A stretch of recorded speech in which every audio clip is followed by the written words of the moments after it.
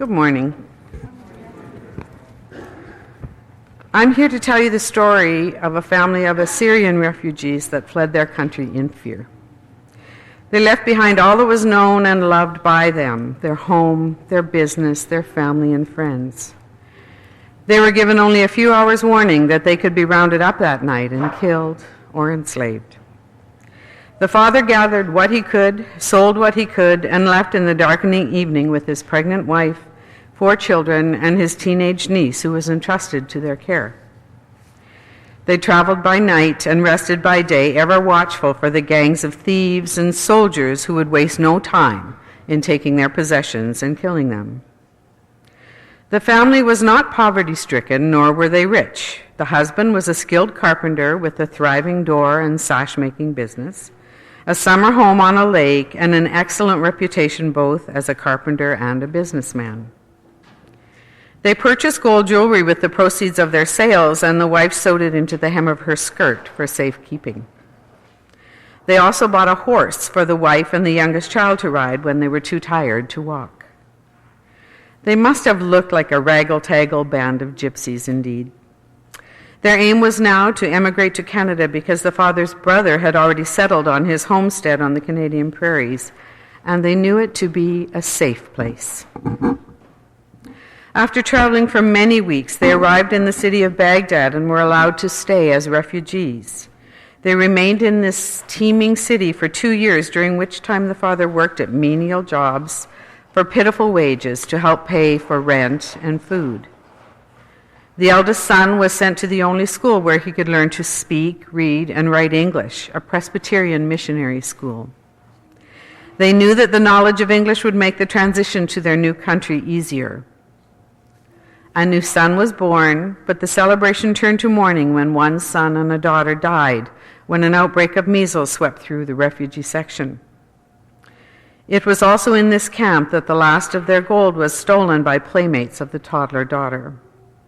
The father redoubled his efforts to get them to a safer place. When they were finally able to leave Baghdad, they sailed to the French port city of Marseille. It seemed that the city was in need of skilled carpenters because the doctor who was responsible for the immigration medicals diagnosed the father with glaucoma, and therefore he could not emigrate to Canada, nor could his family. It took 2 more years before the diagnosis was admitted to be false, and the family was told that they were allowed to emigrate. They did not, however, have the funds needed to pay for their fares. So a message was sent to the father's brother in Canada asking for financial aid. Fortunately, he was able to scrape together enough to purchase steerage fares for the family and his niece aboard a vessel headed across the Atlantic to Montreal. Upon their arrival in Canada, the person who processed them changed their surname to a proper English name and anglicized their first names. They once again wired the brother to send money for the train fares from Montreal to western Saskatchewan. Can you imagine the thoughts that were in their minds as they crossed the Atlantic and then the vast expanse of Canada? Nothing would have been familiar. The family of 6, a father, an again expecting mother, 14-year-old son and 7-year-old daughter, toddler son, and a 20-year-old niece, were required to live with the person who had vouched for them for 1 full year. 9 people, and soon a new baby boy, lived in a 2-room sod shack.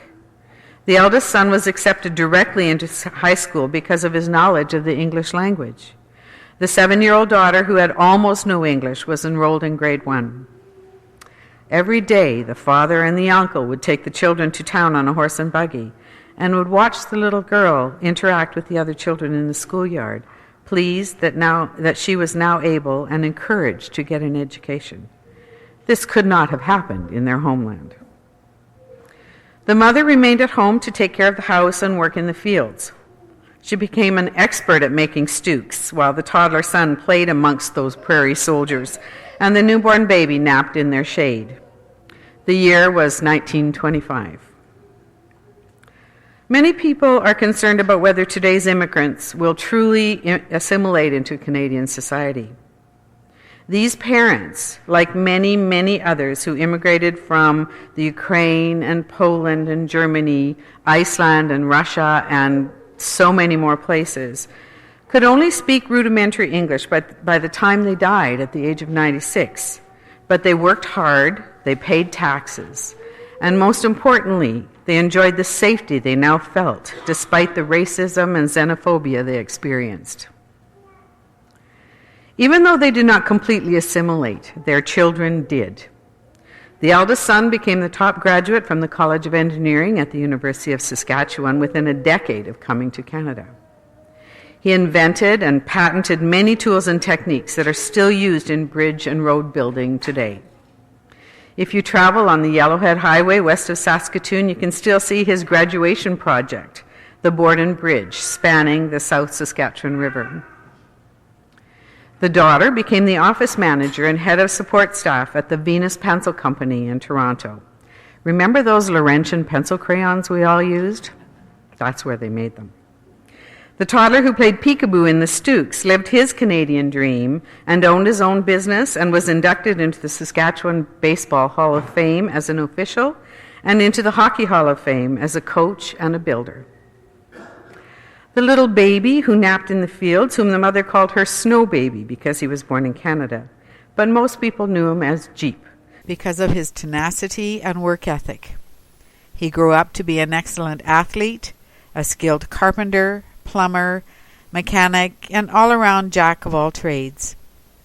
He excelled as a hockey player and, more importantly, as a coach. He was a business owner, friend of almost everyone he met, and an amazing hockey coach. He became an NHL scout and was appointed Director of Scouting for Western Canada during the NHL's Central Scouting era.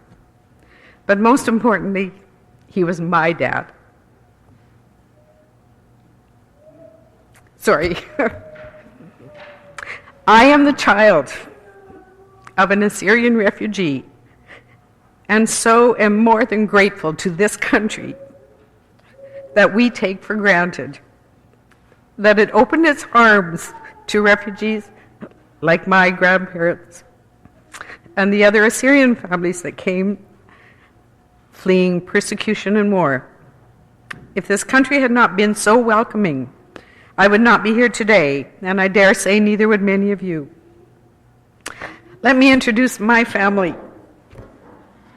At the back, the boy on the left is my Uncle Joe. He's the one that won the Governor General's Medal for the University of Saskatchewan. Beside him is my Auntie Nina, my great aunt. She lived to be 100 and a little bit, and that was her aim.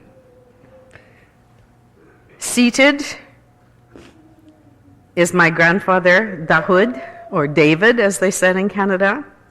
He lived to age 96. He worked many jobs, including one that required him to bike on a bicycle from North Battleford to Hamlin, which was about 10 miles. He could never start and stop the bike on his own. So early Monday morning, he would get on the bike. My Nana would hold him upright and give him a push. And he would ride through the small city of North Battleford, out on the highway and down the gravel roads to the grain elevators at Hamlin and the CPR tracks. And he would work there, and he'd stay all week. And on Friday, somebody would give him a push home. And when he came to my grandparents' house, they had a fence in front of the house, not to keep people in their yard or to keep people out, but for him to be able to stop. It was a bit of a downhill slope at that place, too, so stopping was important. At one point in time, a car went by on his way to work, not far from the edge of the city, and he was knocked off his bike. He got up and he walked his bike the rest of the way because he didn't want to miss work, and he couldn't get on and get going himself, and there were no fences. The woman seated is my grandmother, Hatun, known as Catherine. She also lived to age 96. Seated in between them is my Auntie Hannah, who in Canada was known as Kay. We called her Auntie Canna. She was well in her 90s when she died. The little boy on the floor is my Uncle William, known as Mo, Uncle Mo. He's the one that became the baseball umpire of renown and the hockey coach of equal renown. Not there is my dad, because this photograph was taken while they were refugees in Baghdad before everything was lost. My uncle died young at 42. My dad died young as well. At age 60 and 1 month. But they accomplished their Canadian dreams. They assimilated. Their children, we are all Canadians and very proud to be that. There's an African proverb that states, if you want to go fast, go alone. If you want to go far, go together. Let us go together. Thank you.